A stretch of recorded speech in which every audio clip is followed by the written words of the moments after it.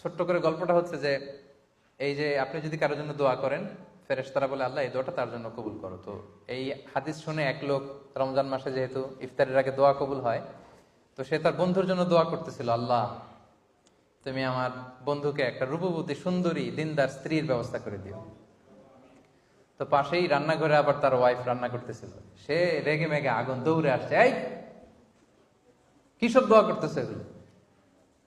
তো সে বলে আমি তো আমার জন্য করি নাই, আমি তো আমার বন্ধুর জন্য দোয়া করেছি যে আল্লাহ আমার বন্ধুকে একজন রূপসী সুন্দরী নেককার স্ত্রীর ব্যবস্থা করে দিও। তো ওয়াইফ বলতেছে তুমি মনে করছো হাদিসটা আমি জানি না? অন্যের জন্য দোয়া করলে এটা তো নিজের জন্য আগে কবুল হয়।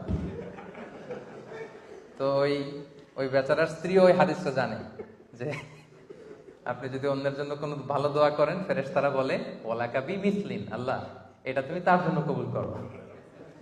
তো ওয়াইফ রেগে বলতেছে তুমি কি ভাবছো, মনে করছো হাদিস জানি না আমি?